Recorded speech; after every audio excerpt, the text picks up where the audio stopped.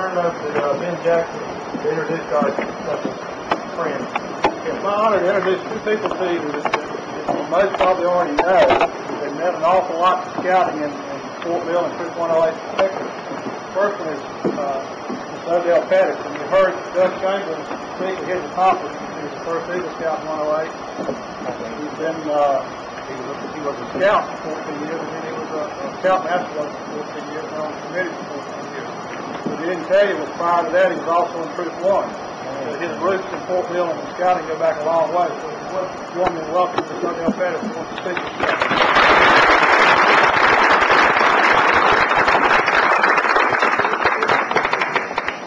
I just want to take a few minutes. I'll try to go back and reminisce a little bit, tell you about my scouting days. When I first started out, I was with Mr. Lee Carruthers. I don't know if any of you remember him or not. He was a surveyor in Fort Mill. That was my first scouting experience with him, and also with Mr. Mack. Actually, Mr. Mack, I believe, had a son that was in a wheelchair. And I did a lot of my advancement work with him. He actually passed me off on some of my contender first class days that I earned. After that time, I went to the Presbyterian Church where Troop 108 is now located. At that time, it was Troop 130. I don't know whether you remember that or not either. But, Mr. Joe Brown, who used to run the belt store in Fort Mill, I'm sure somebody remember him. He was scoutmaster at that time. I left there whenever the troop was started at St. John's Methodist Church. I think that was in 46, as I remember. And that's when I got my Eagle Scout. I finished up there and got my Eagle Scout at that time. Of course, then after that, I had to go in service for a while. While I was away in service, I came back out of service. I helped the troop a little bit, and then finally took over as scoutmaster. And I ran the troop for, I guess, about 15 years after that. One thing that I want to bring out a little bit, I think all of you need to know that the ladies of all these scouters, they really have to be a good wife, because the scoutmaster has to be away a lot, the assistant scoutmaster, all these people spend a lot of time. So I think we really ought to give the ladies a little hand here, especially the ones that are wives of scoutmasters and assistant scoutmasters.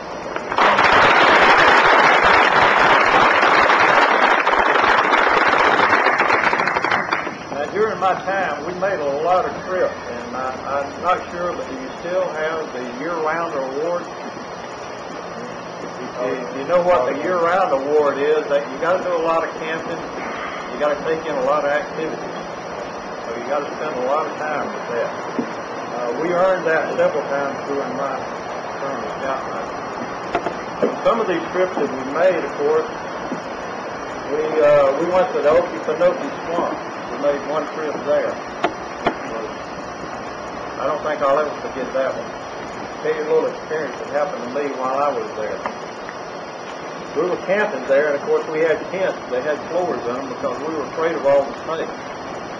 And I had stored my boots over in the corner of the tent that night. Next morning I got up and I ran my foot in the boot. I felt something wiggling around in there.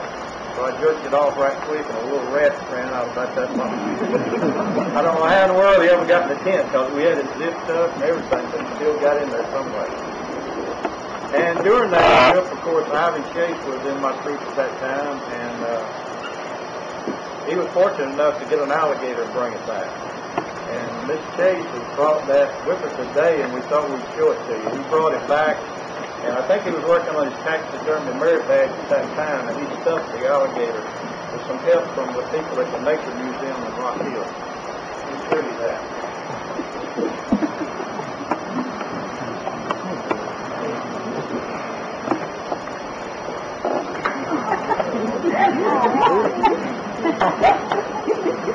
If you notice, he's about as long as one of our food boxes. Whenever we go camping, we have a utility box.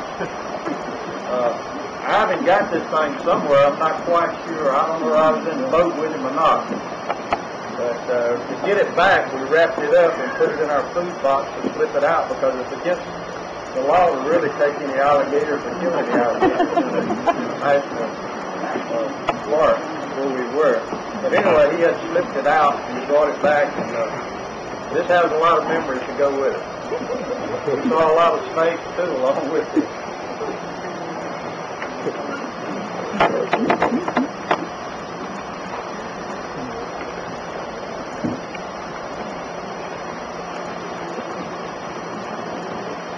I guess during my time, I probably had probably close to 300 boys that were recruits at the time that I was there.